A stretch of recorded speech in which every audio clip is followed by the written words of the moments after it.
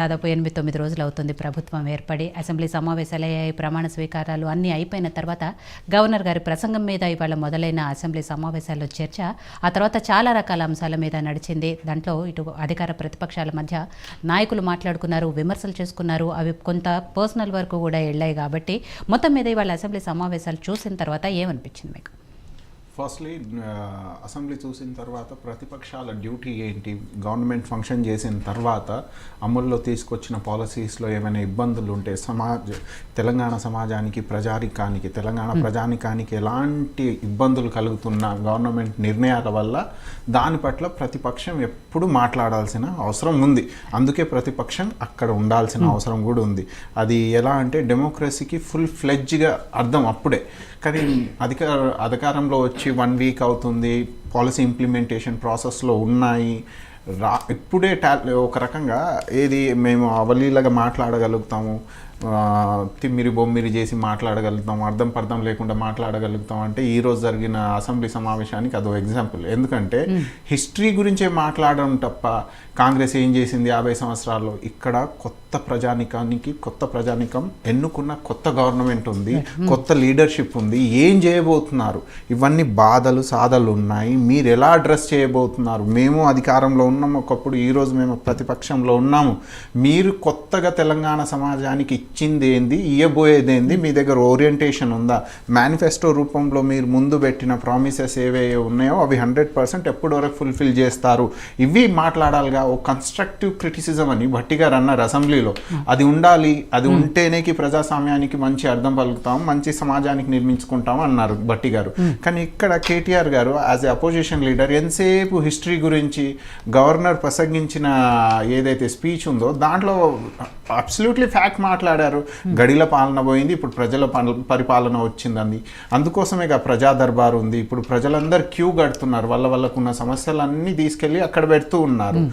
ఇప్పుడు ప్రజల గవర్నమెంట్ వచ్చినందుకు బాధ చూపాలా, ప్రశంసించాలా కేటీఆర్ గారు, లేక మేము అది చేసాం ఇది చేసాం? వెల్, మీరు అది ఇది చేసి ఉంటే ఈరోజు కాంగ్రెస్ అధికారంలో వచ్చింది, వారం రోజులు అవుతుంది, వచ్చి రాగానే ప్రజల నాడి పట్టేసుకుంది, ప్రజలకు దగ్గర అయ్యే ప్రయత్నం చేస్తుంది. మీరు ప్రతిపక్షంలో ఉండి ఏంటి హిస్టరీ మాట్లాడాలా, ఒకప్పుడు బాంబే, బొగ్గుబాయ్, దుబాయ్ ఇవన్నీ అయిపోయిన ఎపిసోడ్స్, వీటితో తెలంగాణ ప్రజానికానికి వచ్చేదేం లేదు. ఇప్పుడు కొత్తగా మాట్లాడండి. తెలంగాణ ప్రజానికం ఆస్పిరేషన్ వరకు అధికార పార్టీ మేనిఫెస్టో పెట్టింది, ఆ మేనిఫెస్టోలో ఉన్నాయన్నీ 100% ఎప్పటి వరకు ఇంప్లిమెంటేషన్ చేస్తారు. ఇప్పుడు ఉన్న 6 గ్యారంటీస్లో 2 ఇచ్చారండి. ఏది బస్సు ఫ్రీ అని, ఇంకోటి చేయూత అని, ఇంకా గ్యాస్ సిలిండర్ ఉంది, ఇంకా ఎవ్రీ యాన్యువల్ ఇయర్ క్యాలెండర్స్ ఉన్నాయి. అవన్నీ ప్రాసెస్లో ఎలా తీసుకువస్తున్నారు అని చెప్పాలా, లేక ఎంతసేపు ఇప్పుడు ఒకటి మీరు వాళ్ళు అడిగింది కూడా అదే నాగేష్ గారు. గవర్నర్ ప్రసంగంలో ఎక్కడా కూడా ఎలా తీసుకొస్తాము, ఎలా ఇంప్లిమెంట్ చేస్తాము, పథకాలకు పైసలు ఎక్కడికి వెళ్ళి తీసుకొస్తాము, ఇవేవి చెప్పకుండా కేవలం పొగడ్త కార్యక్రమం లాగే ఉందని ఈవెన్ బీజేపీ నాయకులు కూడా అదే మాట్లాడారు. లాస్ట్ 10 years లో అసలు వీళ్ళు అసెంబ్లీలో గవర్నర్ని అయితే మర్యాద ఇవ్వలేదు.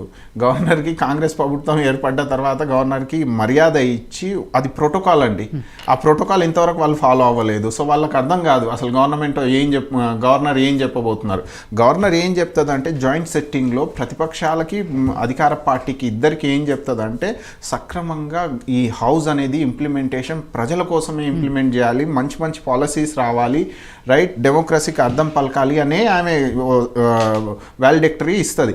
దానికి థ్యాంక్స్ గివింగ్గా మనం మాట్లాడుకోవాలి అసెంబ్లీలో, ఇది ప్రోటోకాల్. కానీ అక్కడ ఏమన్నది, లాస్ట్ 10 years రూల్ మారిన తర్వాత లాస్ట్ 10 years రూల్కి రిపోర్ట్ కార్డ్ ఇచ్చింది గవర్నర్ గారు.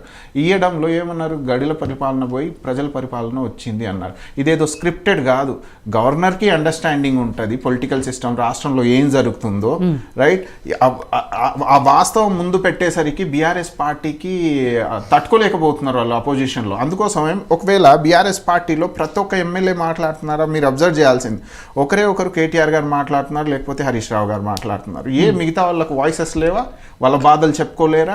మీరు చూడండి, సిపిఐ నుంచి కాంగ్రెస్ పార్టీ వేరే వేరే కాన్స్టిట్యుయెన్సీ లీడర్స్ అందరు మాట్లాడుతున్నారు, అక్కడ మాత్రం ఒకటే కేటీఆర్ గారు మాట్లాడతారు. అంటే వాళ్ళకి డెమోక్రసీకి అర్థం తెలుసా? సరే, ఇప్పుడు ఇంకో విషయం, అసెంబ్లీలో వాస్తవాలు మాట్లాడుకొని అధికార పార్టీకి డిమాండ్స్, మీరు చేసే పనులు ఏందో ప్రజలకు వివరించండి అని అడగాల. ఎంతసేపు హిస్టరీలో మా కేసీఆర్ గారు ఇది చేశారు, మా కేసీఆర్ గారు అది చేశారు, ఇవి చేశారు అంటే అంత చాలా గొప్పగా చేసేస్తే మరి ఈరోజు ప్రతిపక్షంలో ఉన్నారు మీరు. అంతేగా. ఇంకో మాట అన్నారు ఇక్కడ కేటీఆర్ గారు, కొంచెం గ్రహించాలి, డెమోక్రసీలో మాకు మీకు 1.8% ఓట్ బ్యాంకే తేడా అని. వాస్తవానికి మా పీసీసీ అన్నట్టు, మా సీఎం గారు అన్నట్టు 49 వచ్చినా మీరు అపోజిషన్లో కూర్చోవాలి, 51 వచ్చినా వీళ్ళు రూలింగ్ క్లాస్కి మారుతారు. అది అవగాహన పెట్టుకోండి మీరు. సో ఈ ఓటింగ్ టర్న్అవుట్ ఇవన్నీ కాదు, ఇగో ఇలాంటి మాటలే ఆకాశాన్ని చూపించి నేలను నాకించే మాటలు చేస్తే ప్రజలు నమ్మరు. రాబోయే రోజుల్లో కూడా ప్రతిపక్షంలో ఉండి లాస్ట్ 10 years నుంచి ఎంత పవిత్రతగా కాంగ్రెస్ పార్టీ పోరాడితే ఈరోజు అధికారం చేజిక్కించుకుంది. మీరు అదే బాధ్యత గల అపోజిషన్గా ఉండండి.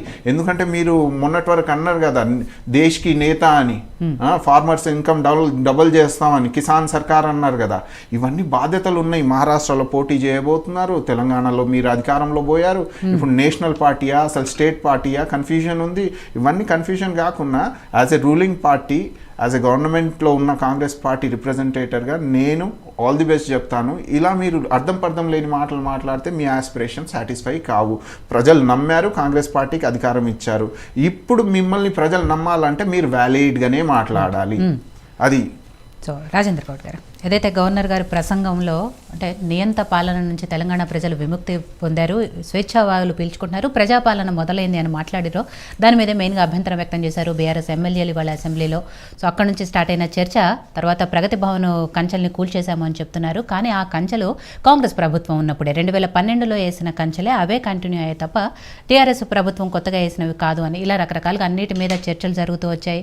కేటీఆర్ గారిని ఎన్ఆర్ఐలకి ప్రజాస్వామ్య విలువేంటో తెలియదు అని రేవంత్ రెడ్డి గారు అన్నారు. రేవంత్ రెడ్డి గారు పక్క పార్టీ నుంచి వచ్చి ఢిల్లీ నుంచి లాబింగ్ చేసుకొని ముఖ్యమంత్రి అయ్యారని కేటీఆర్ గారు రివర్స్లో మాట్లాడి ఇవన్నీ కూడా రకరకాలుగా